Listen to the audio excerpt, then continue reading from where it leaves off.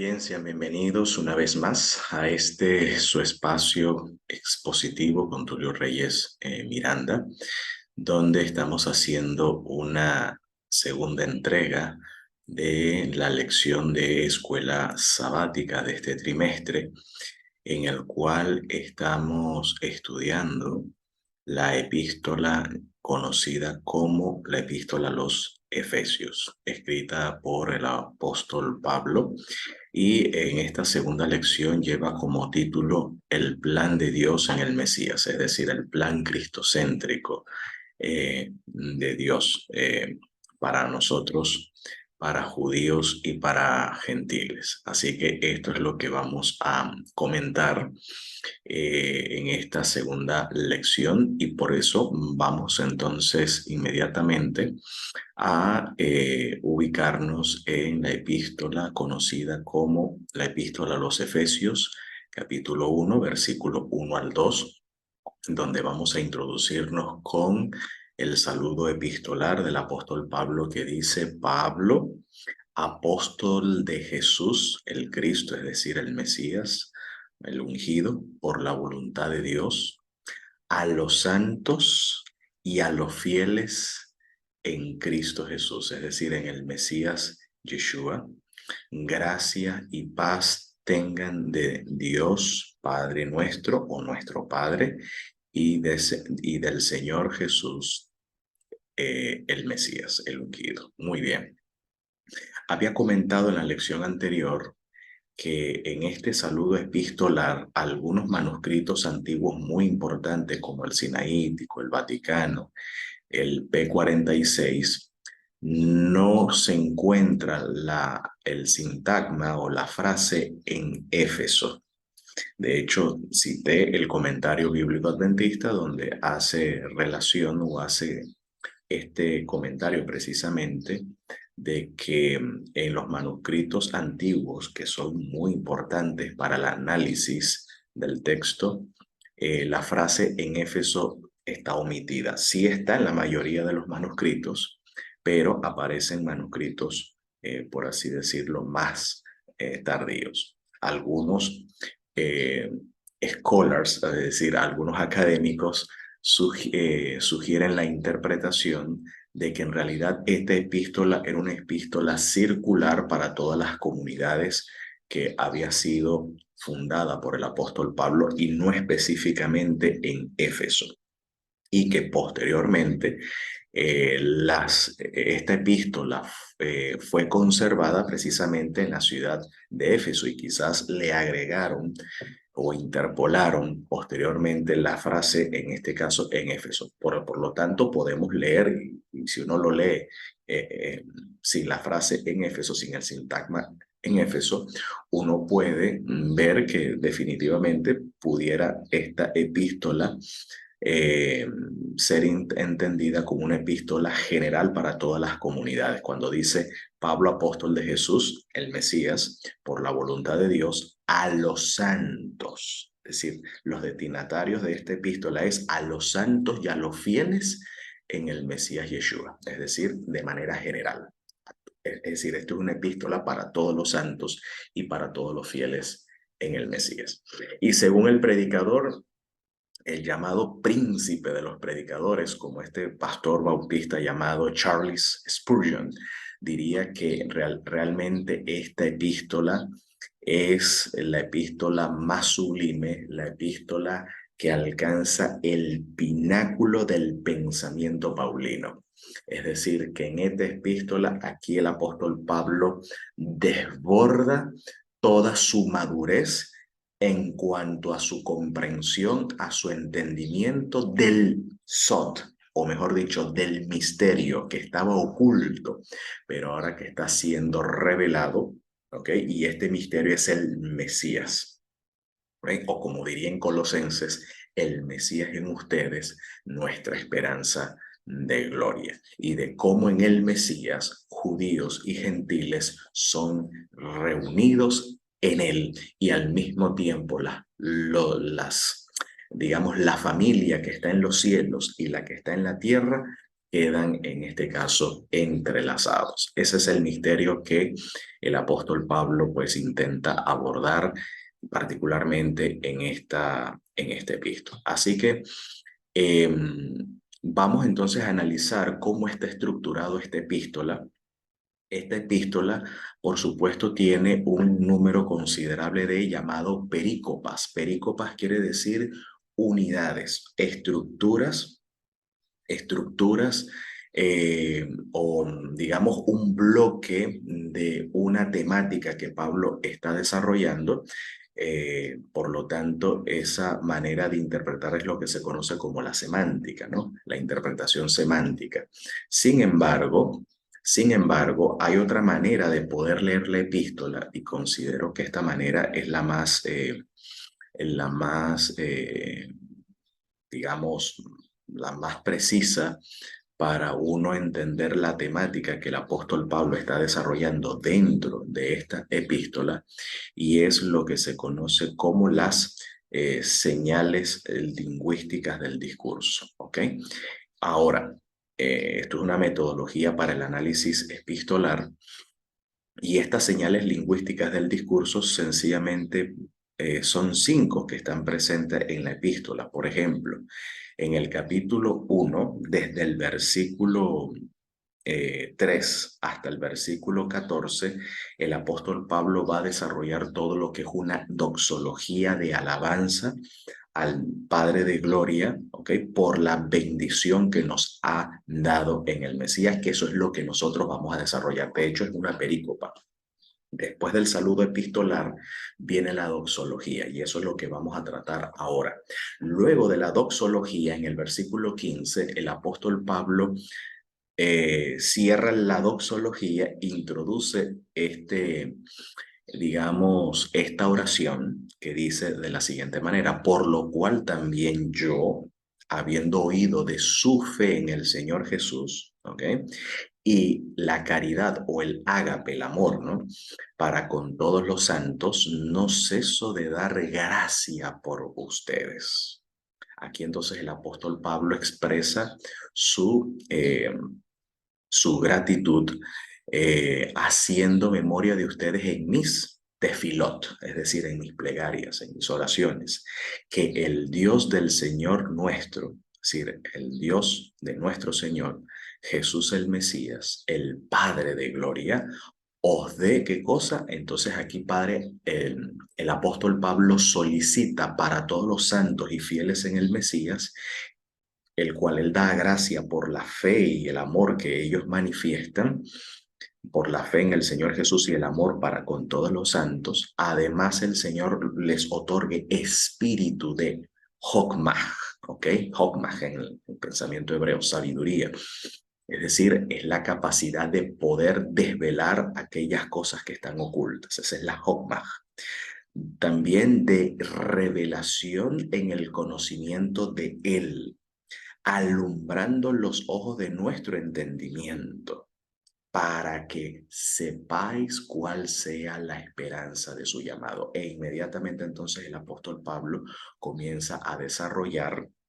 Aquí tenemos entonces la primera señal lingüística del discurso, donde Pablo entonces, a partir de toda esta gratitud, toda esta expresión de gratitud y de ruego, entonces el apóstol Pablo comienza a desarrollar la temática referente a cómo los gentiles que estaban por un tiempo lejos, ahora son hechos cercanos en el Mesías, de cómo se desarrolla el plan de salvación. Por gracia somos salvos mediante la fe, y esto no es de nosotros, mas es un don de Dios, no es una oferta. La salvación no es una oferta, es un don que ya el Padre de Gloria nos otorgó en el Mesías. Luego habla de que estos que son reunidos como la familia de Dios, entonces se viene a constituir como un templo que está siendo edificado para morada de Dios en espíritu, a fin de que en este templo pueda habitar toda la plenitud de la divinidad. Muy bien. Ahora, luego la segunda señal lingüística que podemos notar en el discurso, la segunda señal, es lo que va a continuación a mencionar en el capítulo 3, versículo 1 al 12. Fíjense que esta señal lingüística que acabamos de leer aquí va desde el versículo 15 al 17. Sin embargo, todo esto, toda la unidad del tema que Pablo está tratando va hasta el capítulo 2, versículo 22, desde el capítulo 1:15 hasta el 2:22. Luego, la tercera señal lingüística es esta, o, eh, o la segunda señal lingüística es esta. Por causa de esto yo, Pablo, capítulo 3, 1 al 12, prisionero, o sea, ya Pablo estaba preso en Roma cuando él escribe esta carta, soy apóstol del Mesías, Yeshua, para ustedes los gentiles, si empero habéis oído la administración de la gracia de Dios que me ha sido dada a ustedes. Y comienza entonces Pablo a hablar sobre el misterio que estaba oculto, pero que ahora está siendo revelado por los profetas y por los apóstoles, de que los gentiles serían llamados en Cristo para ser copartícipes y coherederos juntamente con aquellos que también esperaban en el Mesías. Así que esa es la temática que va a desarrollar en esta segunda señal lingüística. La tercera señal lingüística, entonces Pablo desarrolla otro discurso que lo va a mencionar desde el versículo número 13, donde habla acerca de sus tribulaciones por causa de ellos, por lo cual es, en este caso, su gloria, y por esta causa, dice el apóstol, doblo mis rodillas al Padre del Señor nuestro, ¿ok? De nuestro Señor Jesús, el Mesías, del cual es nombrada toda la familia en los cielos y en la tierra, que os dé otro ruego, otra petición, ¿ok? Que os dé, conforme a las riquezas de su gloria, el ser corroborados o confirmados con potencia en el hombre interior por su espíritu. Entonces Pablo comienza a desarrollar sobre la unidad que existe dentro del pueblo, eh, o mejor dicho, comienza a desarrollar todas toda esta obra que el Espíritu Santo, mejor dicho, desarrolla y nos confirma al Mesías en nosotros, que habite el Mesías por la fe en en este caso, en nuestros corazones. Luego en el capítulo 4, versículos 1 al 16, dice: yo pues preso en el Señor os ruego que andéis como es digno de la vocación de que soy llamado, es decir, que andemos en humildad, teniendo en consideración la unidad, guardando la unidad, a pesar de la diversidad. Recuerden que en Éfeso era una ciudad cosmopolita, portuaria, donde muchas culturas transitaban, habían transeúntes de diversas culturas.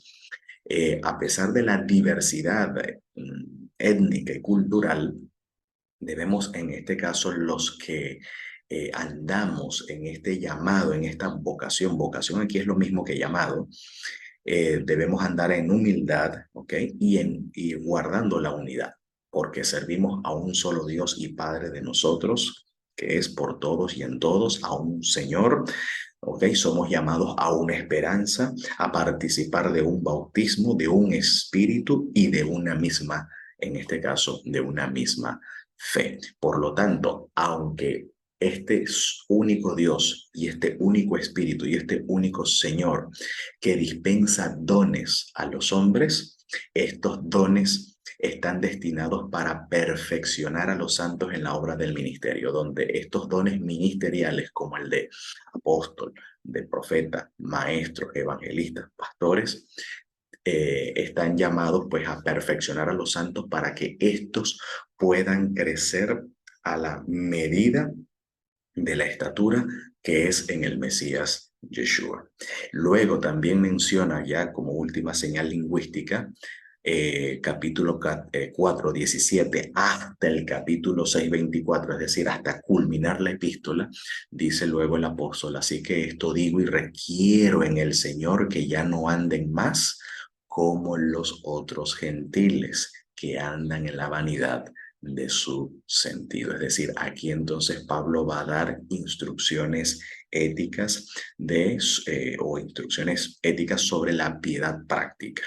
Es decir, la piedad en relación al hogar, a la conducta de los esposos con sus esposas, de los padres con los hijos, de los hijos con los padres, entre los empleados y sus respectivos jefes, o esclavos o siervos con sus respectivos amos. Sobre la convivencia dentro de la comunidad, sobre la ética del trabajo, sobre la ética del habla, sobre la ética en cuanto al manejo de la propiedad ajena. Es decir, hay una serie de instrucciones éticas en la cual el nuevo hombre que es renovado a la imagen y a la semejanza del Creador, esta imagen y esta semejanza debe reflejarse precisamente dentro del marco de la conducta, dentro de la comunidad y por ende dentro de la sociedad.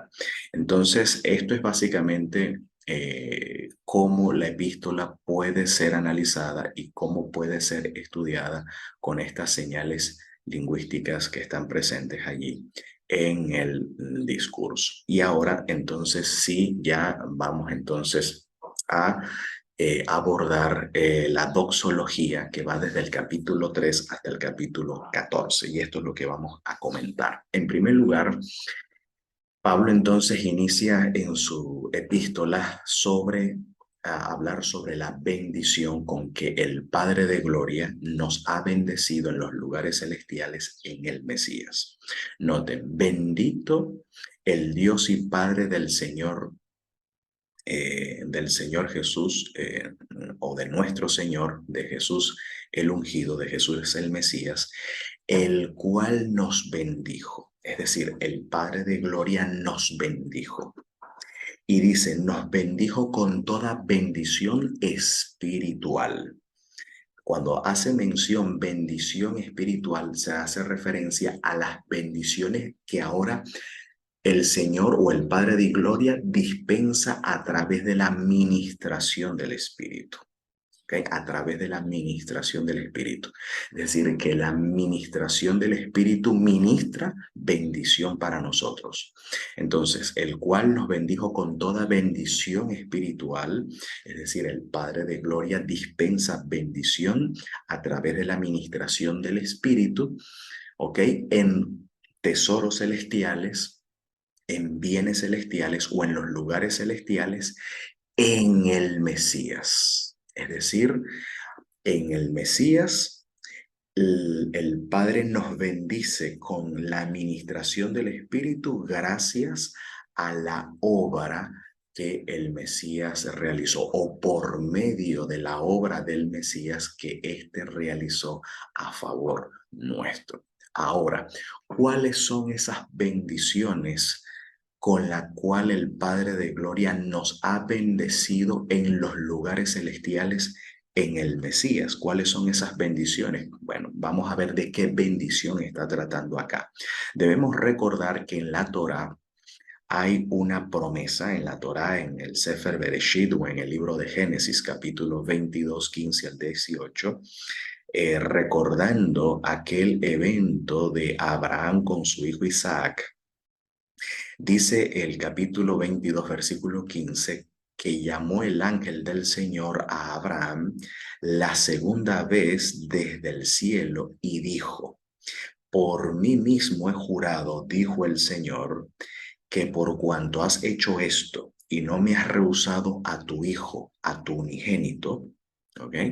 A tu unigénito, de allí, de Isaac viene la figura mesiánica del hijo unigénito. Recuerden que la figura del hijo unigénito es Isaac. Sin embargo, sabemos que Abraham no tuvo solamente a Isaac como hijo, tuvo varios hijos. ¿Okay? Tuvo a Ismael y tuvo a otros con Cetura. Sin embargo, en la Torá, a quien se le llama el Ben Yahid, el hijo unigénito, el hijo único, es en este caso Isaac. De esta manera, entonces, el Mesías también es llamado el Ben Yahid, el hijo único, pero sabemos que el padre no tiene un solo hijo, tiene varios hijos, ¿ok? Tiene varios hijos, pero a quien se le llama el unigénito es al Mesías. De la misma manera como Abraham tuvo varios hijos, sin embargo, a quien se le llama el Yahid, el único, único en su clase, en este caso es a Isaac, ¿ok? Y no tiene que ver con temas de la divinidad eso no tiene nada que ver, ¿ok? Porque entonces, si llamamos, si a Isaac se le llama el hijo único, quiere decir que el hijo de Isaac es divino. No, no, no, los temas, los tiros no van por allí. ¿Ok? Tiene que ver con precisamente con el pacto, ¿ok? Entonces tiene que ver con el pacto. Entonces hay que estudiar esto en su respectivo contexto. Y así entonces vamos a entender la figura del Mesías como el Ben Yahid. Ahora bien, el punto donde quiero tratar es aquí, cuando dice, bendiciéndote bendeciré. Bendiciéndote bendeciré. Esto es un hebraísmo, ¿no? Bendiciendo, o sea, en la medida que te estoy bendiciendo, entonces de esta forma es que te bendeciré.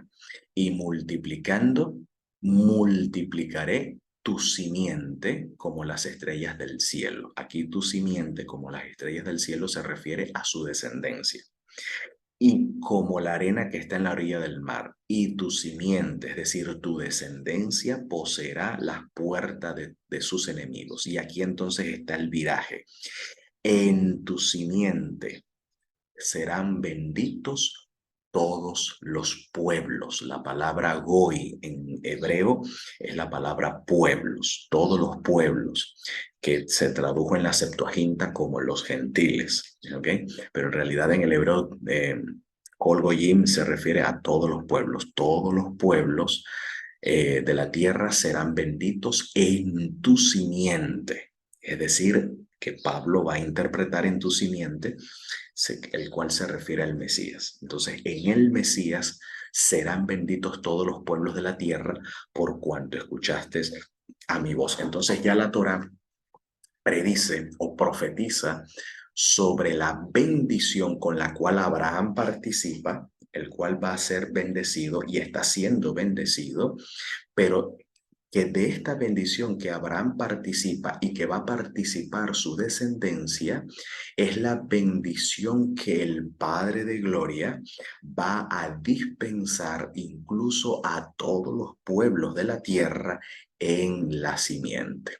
Así que entonces aquí no hay exclusividad para Abraham y su descendencia, sino que Abraham y su descendencia participa de la bendición que el Padre de Gloria dispensa en su simiente, es decir, en el Mesías, y también el resto de los pueblos de la tierra van a ser injertados en esta promesa donde van a participar de la raíz y de la rica savia del olivo. Romanos 11:17. Así que y sobre esta bendición, precisamente en el libro de los Hechos, el apóstol Pedro o el apóstol Kefas va a hacer mención también de este pasaje de la Torá. Mira cómo Kefas o Pedro va a interpretar esta bendición con las siguientes palabras. Cuando dice ustedes, le está hablando a judíos, le está hablando a israelitas.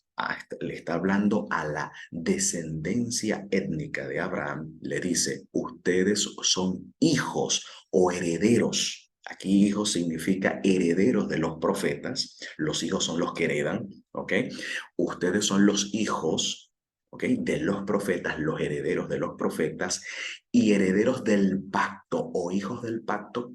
Es una forma hebrea, un hebraísmo para expresar herederos del pacto que Dios cortó con nuestros padres, diciendo a Abraham, está hablando del pacto eterno, y en tu simiente, está citando Kefas, la Septuaginta, la versión griega de la Torá.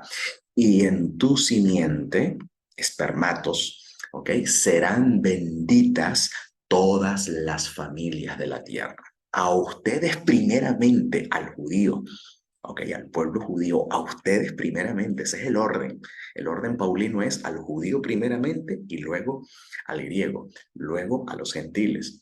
A ustedes primeramente, Dios, levantando a su Hijo Jesús, lo envió para que os bendijese. O sea, el Padre de Gloria envió a Jesús a su Hijo, dice, para que nos bendijese a nosotros, dice aquí, o a ustedes, dice Kefas, a ustedes primeramente, a fin de que cada uno se vuelva, se convierta, ¿ok? Se voltee de su iniquidad o de su maldad. Entonces, aquí Kefas entonces habla de que el Padre de Gloria envió a su Hijo, a su simiente, no de la conexión que hace Kefas de interpretar Génesis 22:18 con el evento mesiánico de la resurrección. Cuando Jesús resucita, entonces en la resurrección, por medio del Mesías, ahora Dios nos va a bendecir por medio de su Hijo.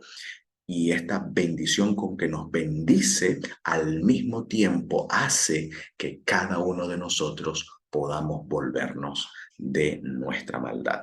Así que bueno, Pablo, en este caso Pedro, perdón, sintetiza la bendición de esa manera, pero Pablo es quien va a desarrollar de qué manera somos bendecidos en el Mesías en los lugares celestiales, donde precisamente los lugares celestiales es donde el Mesías ministra, ¿ok? Ministra, o el Padre de Gloria nos ministra a todos nosotros con bendición por medio del Mesías, donde precisamente ha sido entronizado a la diestra de Dios, y en este caso el Mesías envía su espíritu, envía su representante para ministrar a nosotros, a judíos y gentiles, las bendiciones espirituales o las bendiciones con que el Padre de Gloria nos bendijo en los lugares celestiales. ¿Cuáles son estas bendiciones? Número uno, la elección. La elección. Cuando dice en el versículo 4, Efesios 1:4, según nos escogió en él.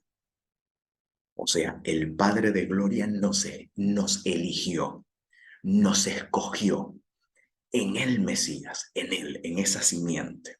O sea, es decir, que la elección es parte de esa bendición con que nos bendijo. La primera bendición sería la elección. El Padre de Gloria nos escogió en el Mesías antes de la fundación del mundo. Fíjense, desde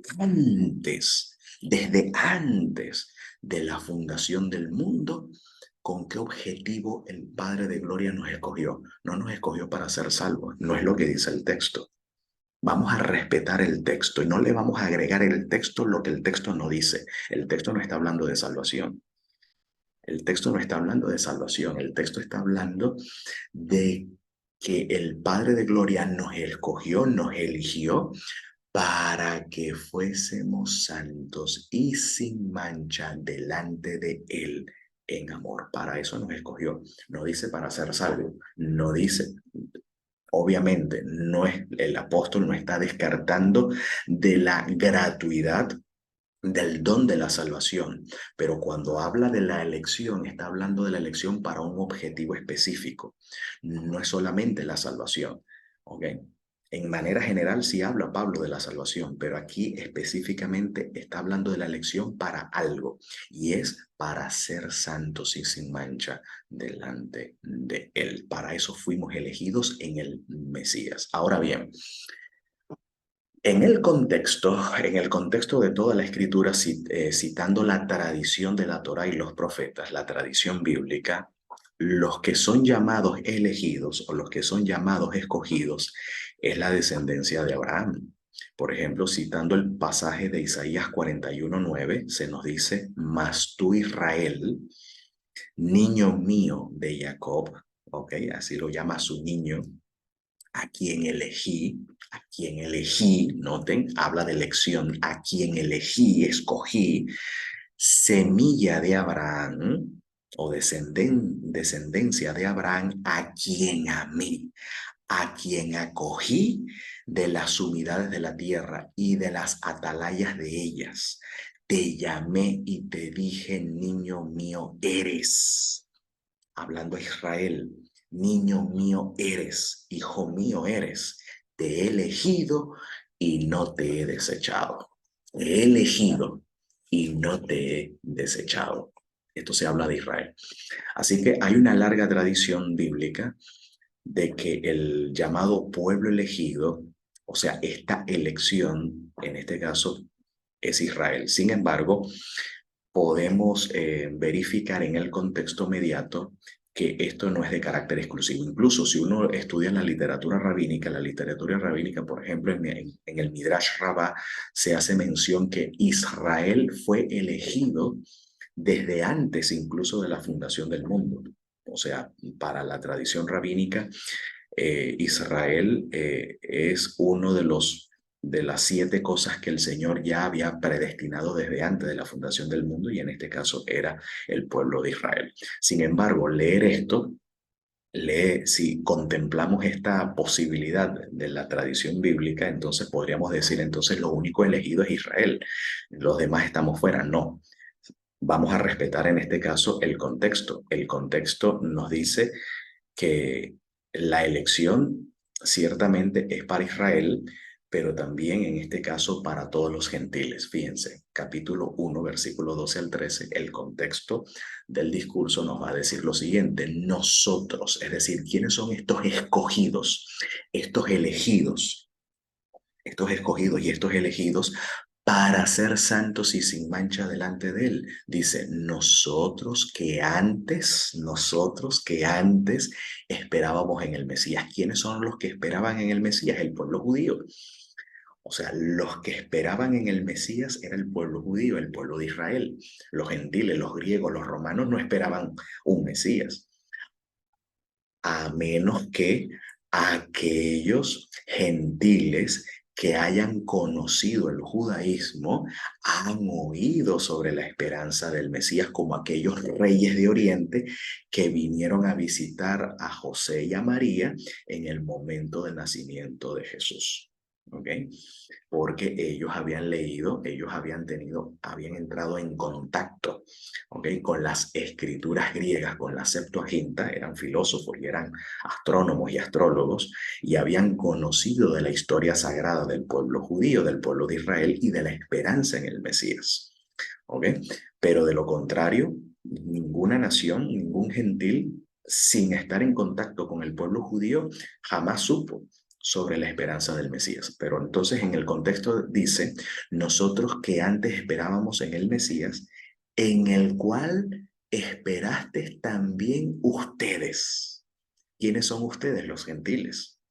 Oyendo la palabra de verdad, el evangelio de nuestra salvación, en el cual también, desde que creíste, fuiste sellados con el Espíritu Santo de la promesa. Entonces, en el contexto, los elegidos son, primero, los que esperábamos en el Mesías, es decir, el pueblo judío, y en segundo lugar, en este caso, los gentiles que han sido ahora sellados con el Espíritu Santo de la promesa cuando creyeron a la palabra verdadera, al Evangelio en este caso, de la salvación.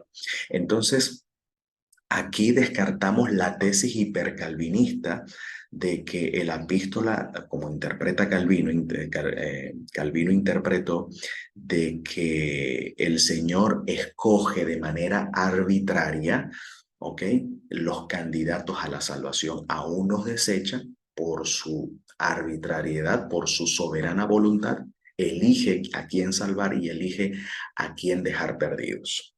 Esa es la interpretación hipercalvinista, pero vemos a la luz del contexto que el Padre de Gloria nos eligió en el Mesías. Y en el contexto de quiénes está hablando, nosotros, primero los que esperábamos en el Mesías, el pueblo judío, y esto está en armonía con lo que enseña Isaías, ¿ok? El pueblo de Israel es un pueblo elegido, pero no es de carácter exclusivo. También el Señor elige de entre las naciones, ¿ok?, aquellos que abrazan la palabra de la verdad del Evangelio de la salvación. Estos son elegidos para ser sellados con el Espíritu Santo de la promesa. No es, en este caso, una elección y una predestinación arbitraria. Segunda bendición. Primero, la elección. ¿Para qué fuimos elegidos? No para salvación, ¿ok?, sino para ser santos y para ser sin mancha delante de Él. Específicamente para eso, ser santos y ser sin mancha, sin culpa.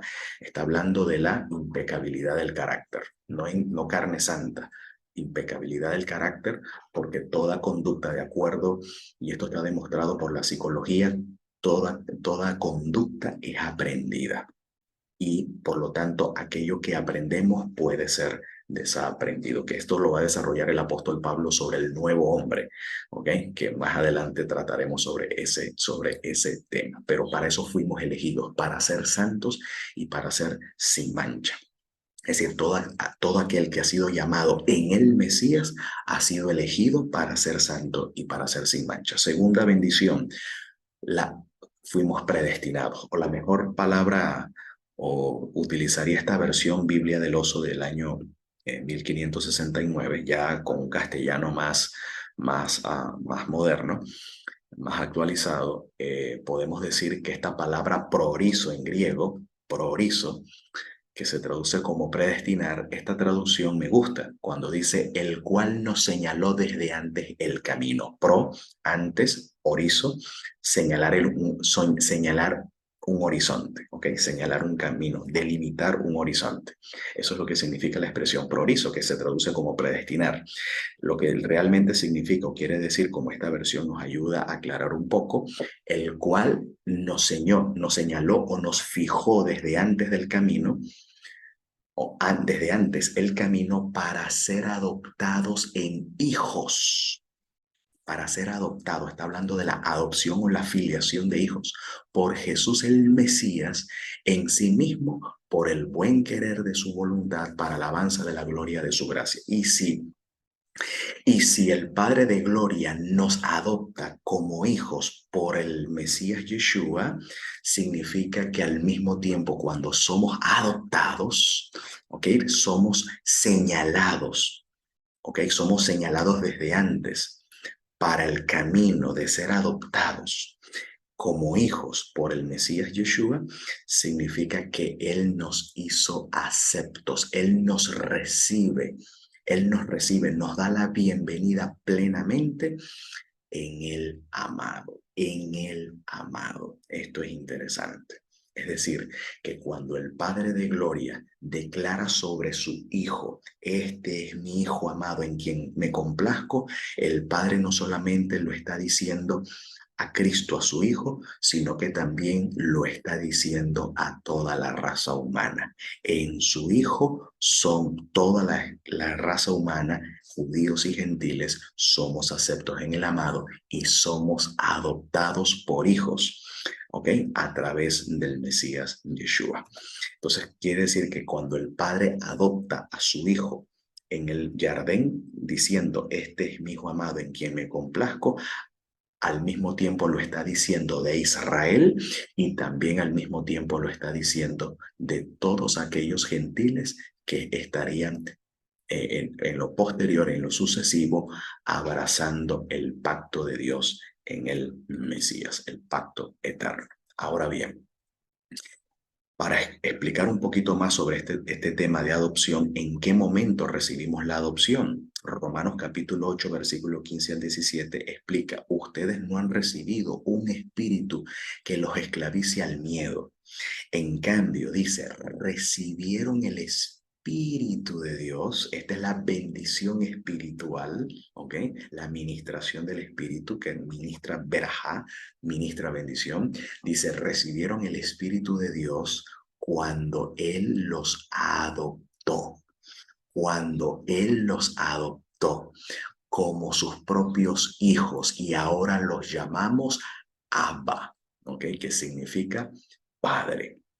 Sí, a Eloa los llamamos Abba, ¿okay? Que en el lenguaje arameo significa padre. Entonces, desde el momento que nos hicimos receptáculos o Dios nos hizo receptáculos de su espíritu, en ese momento nos adoptó como sus propios hijos, o mejor dicho, la recepción del espíritu es la señal de que legalmente el Padre en Cristo, en el Mesías, nos ha adoptados por hijos. Así que legalmente somos hijos de Dios. Y como señal de eso, entonces el Padre de Gloria dispensa su espíritu de gracia con toda bendición espiritual. Primero, con la elección. Segundo, con fijarnos o señalarnos un camino de antemanos, el de ser adoptados como hijos propios. Y en virtud del Espíritu es que llamamos a Dios Abba, en este caso Padre. Luego dice, pues su Espíritu se une a nuestro Espíritu para confirmar de que legalmente, ¿ok? Por adopción en Cristo, somos legalmente toda la raza, toda la especie humana, judíos y gentiles, porque ese es el contexto que está hablando la epístola, judíos y gentiles, somos adoptados legalmente por hijos de Dios. Así que somos sus hijos también, y eso es quien significa que si somos sus hijos, también somos sus herederos. Eso es un concepto hebreo. El concepto hebreo de hijos de Dios significa que somos sus herederos. ¿Ok? Significa que tenemos herencia. Entonces también somos sus herederos. De hecho, somos herederos junto con Cristo. ¿Herederos de qué? De la gloria de Dios. Ahí está. ¿Ok? Herederos de la gloria de Dios. Entonces somos coherederos con el Mesías, de la gloria de Dios. Pero si vamos a participar de su gloria futura, bueno, que ya ahora Cristo está en gloria, disfruta esa gloria, ¿ok? Significa que los que hemos de participar de esa gloria que en este caso al resto de los hijos de Dios van a recibir, primero también tienen que participar de sus sufrimientos. Eso significa que para nosotros ser hechos a la semejanza del Hijo significa que nuestra fe tiene que ser puesta a prueba de la misma manera como la fe de Jesús fue puesta a prueba. Significa que los que hemos de participar y heredar juntamente con Cristo su gloria, tenemos que participar de la semejanza suya en el sufrimiento y por la fe vencer toda prueba y vencer toda tentación. ¿Ok? A esto es lo que se refiere en Romanos 8:29 cuando dice, pues Dios conoció a los suyos de antemano y los predestinó, es decir, los escogió desde antes para que llegaran a ser como su hijo. ¿Cómo? Participar de la gloria que ya ha recibido, pero también para participar de la gloria que ya su hijo ha recibido, nosotros también tenemos que participar desde su sufrimiento. En ese sentido, somos semejantes al Hijo. Seremos semejantes al Hijo cuando participemos de su gloria, ¿ok? Cuando también se nos conceda un trono y una corona, así como al Hijo se le ha dado un trono y una corona. Pero para participar de la gloria que ahora el Hijo de Dios disfruta, nosotros previamente también a su semejanza tenemos que participar de sus sufrimientos. Y en ese sentido, cuando participamos de los sufrimientos a la manera como Jesús padeció, entonces ahí es donde podemos exhibir la fe de Jesús, la fidelidad de Jesús, la misma fidelidad que sostuvo a Jesús en medio de sus pruebas y en medio de sus sufrimientos y tentaciones. Así que en ese sentido significa ser hechos a la imagen del Hijo, es decir, participamos de sus sufrimientos para luego entonces participar de su gloria. Para eso entonces los que son llamados en el Mesías han sido predestinados para eso, es decir, para padecer a la semejanza del Hijo, para luego entonces disfrutar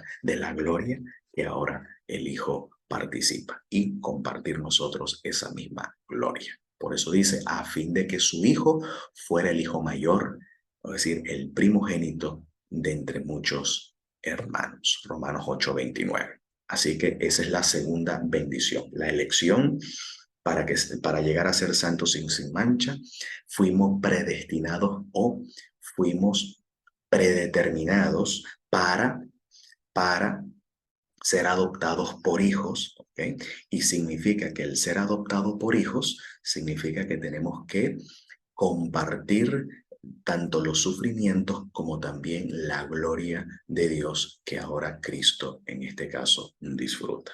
Tercera bendición, en el cual también tenemos redención. La palabra griega redención aquí es apolutrosis, que significa la compra. Eh, Literalmente la compra de un esclavo para que éste sea libre. ¿Okay? Adquirimos un esclavo, pero lo adquirimos para que sea de un amo, pero viene a estar o viene a pertenecer a otro amo. Ese es el concepto apolutrosis.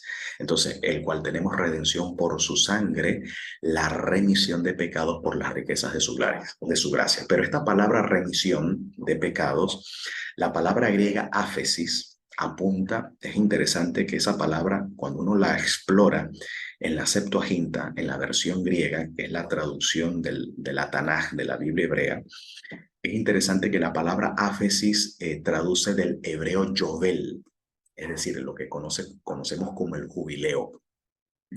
Recuerden que en el año quincuagésimo, en la tradición de Israel, era un año era el año de la libertad. Ese es el contexto. Está hablando de un contexto de libertad.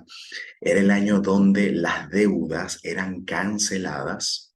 ¿Okay? Si alguno tenía deudas que no pudo pagar y que los jueces de Israel determinaron definitivamente estas deudas verifican que la persona hizo todo el intento de pagar, mas no pudo, entonces en ese año, el año quincuagésimo, se declara la cancelación de las deudas y por lo tanto la libertad plena de los empleados, ¿ok? La libertad plena de los siervos y la devolución de la propiedad a los legítimos dueños. Esto es redención. Eso es redención. Así que la palabra más exacta para redención en el pensamiento hebreo sería la palabra geulá. La geulá significa, implica, por eso dice en el cual tenemos la geulá por su sangre, es decir, el jubileo de los pecados. Aquí el yovel de los pecados implica no solamente la cancelación de las deudas, que es el perdón, pero también significa, al igual cuando un esclavo o un siervo era dejado en libertad, significa literalmente la libertad de ya no participar del pecado. No solamente la cancelación de la deuda, no solamente el perdón legal, estás perdonado, sino también el dejar de practicar o el dejar o el abandonar la práctica del pecado. Es una liberación del pecado donde el ser humano en Cristo o en el Mesías puede optar o dedicarse a servir al pecado o puede optar el no. ¿Ok? Puede optar el no bajo la administración del Espíritu, el no participar de este. Así que aquí la sangre del Mesías no solamente nos reconcilió con el Padre de Gloria, sino que también al mismo tiempo, por medio de su sangre, recibimos la emancipación de los pecados. ¿Ok? Y por supuesto la esperanza de que se nos devuelva la propiedad que perdimos, en este caso el paraíso, en este caso el Edén y la tierra. Entonces, por las riquezas de su gracia. De hecho, esto es el concepto que también Pablo habla en Timoteo, primera de Timoteo 2:5, cuando dice, porque hay un solo Dios, asimismo un solo mediador entre Dios y los hombres, el hombre Cristo Jesús. El hombre Cristo Jesús, el cual se dio a sí mismo en redención por todos, no por un grupo específico, no solamente por el pueblo judío, ¿ok? Sino también por todos, en este caso por todos los pueblos. Como dice la Torá, en tu simiente serán benditas todas las familias de la tierra, todos los pueblos de la tierra. Y cuarta bendición, con que el Padre de Gloria nos bendijo en Cristo mediante la ministración del Espíritu que nos ministra toda bendición, dice que sobreabundó en nosotros en toda hokmah y prudencia, en toda sabiduría y en toda vina, sabiduría y entendimiento. Es decir, que esto es una bendición, que el Padre de Gloria nos dé sabiduría y es una bendición que el Padre nos dé entendimiento, descubriéndonos o desvelándonos el misterio, es decir, el secreto que estaba oculto, el misterio de su voluntad. Quiere decir que el Espíritu Santo viene a ministrarnos, en impartirnos sabiduría y entendimiento, donde el Espíritu va a desvelar ante nuestra mente y ante nuestro corazón el misterio de su voluntad. Quiere decir que el Espíritu viene a mostrarnos cuál es la voluntad de Dios en el Mesías. Dice, por el buen querer de su voluntad, según lo que se había propuesto en sí mismo. ¿Cuál es esta voluntad, este misterio, esta voluntad que estaba secreta, estaba escondida y que ahora está siendo desvelada? De reunir todas las cosas por el Mesías, tanto lo que hay en los cielos, ¿ok? Como las que están en la tierra. Y también de que los gentiles sean copartícipes con aquellos que antes esperábamos en el Mesías. Ese es el misterio de la voluntad que está siendo desvelada, ya que el Espíritu está ministrando a estos elegidos, a estos predestinados, a estos redimidos, a estos adoptados con sabiduría y entendimiento en la revelación del misterio de su voluntad en Cristo o en el Mesías. Por tanto, finalizamos ya con esta sección. Por tanto, dice, en él digo, en el Mesías, dice Pablo, en quien asimismo tuvimos herencia. Es decir, tanto los judíos como los gentiles heredamos las promesas del pacto, es gracias al Mesías, gracias a la obra del Mesías. Sin el Mesías, ni los judíos ni los gentiles no tenemos herencia, no heredamos nada, ¿ok? Ni el pueblo judío ni siquiera hereda nada. Así que todas las promesas que el Padre de Gloria ha dispensado al pueblo judío, como también la gracia que se ha sido extendida a todos los pueblos de la tierra, de tener también herencia juntamente con aquellos que esperábamos en el Mesías, es gracias al Mesías, es gracias al ungido, al Hijo de Dios. Sin esa obra, si esa obra no fue consumada y completada en la cruz, cuando Él dijo, consumado es, nosotros no tuviésemos ninguna herencia de nada. Por eso dice, en Él es que tenemos herencia. Quien nos señaló desde antes el camino, es decir, nos predestinó, o nos determinó de antemano, o nos delimitó de antemano, conforme al propósito del que hace todas las cosas según el propósito o el consejo de su voluntad, para que seamos, ¿ok? Para que seamos, y esta es la sexta bendición. También fuimos predestinados, dice, para que seamos para la alabanza de su gloria. Es decir, mientras el Espíritu Santo ministra, dispensa todas estas bendiciones en nosotros, ¿ok? Participando de la semejanza del Hijo de Dios, al mismo tiempo esto trae alabanza, gloria y exaltación del Padre de Gloria. ¿Por qué? Porque el Padre de Gloria está llevando a cabo lo que Él se había propuesto desde antes de la fundación del mundo en Cristo. Entonces, para que seamos para alabanza de su gloria, nosotros que antes esperábamos en el Mesías, está hablando de los judíos, en el cual esperasteis también ustedes, es decir, los gentiles, oyendo la palabra de verdad, es decir, la Torá, y también el evangelio de nuestra salvación, en el cual también desde que creísteis fuiste sellado con el Espíritu Santo de la promesa, que es el arrabón, dice en griego, que es las arras de nuestra herencia. ¿Qué es el arrabón? El arrabón era el término que se utilizaba en contexto comercial para hablar del pago inicial, del primer depósito, ¿ok? Como la garantía. Bueno, este es el pago inicial, ¿ok? O el depósito, la garantía, para lo que posteriormente vas, en este caso, a recibir.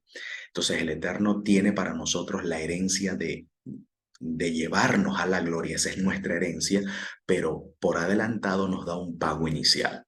Como todavía no estamos participando de manera concreta nosotros de la gloria del Mesías, entonces Él por adelantado nos adelanta un pago inicial al darnos Ruach HaKodesh, la brisa de santidad que nos desvela este secreto oculto desde antes de la fundación del mundo, pero que ahora por la ministración del Espíritu está siendo desvelado por los profetas y por los apóstoles en el Mesías. Dice que es el depósito inicial de nuestra herencia para la redención de la posesión adquirida para alabanza de su gloria. Por eso que Pablo habla de la Ruach HaKodesh, del don de la Ruach HaKodesh como primicias, porque es el pago, en este caso, el pago inicial, el depósito inicial. Así que bueno, todo esto es lo que Pablo explica o expone de las bendiciones con que nuestro Abacadosh, nuestro Padre de Santidad, nos ha otorgado, nos ha dispensado en el Mesías, ¿ok? Y en el cual a través de la administración del Espíritu nos concede ahora a nosotros los que estamos siendo llamados a participar de esta bendición en el Mesías. Y quiere el Señor pues que mientras estas bendiciones nos estén siendo dispensadas a cada uno de nosotros, pueda también traer el Señor al Mesías y que esto pueda ser pronto y podamos disfrutarlo también en nuestros días. Y digamos, amén.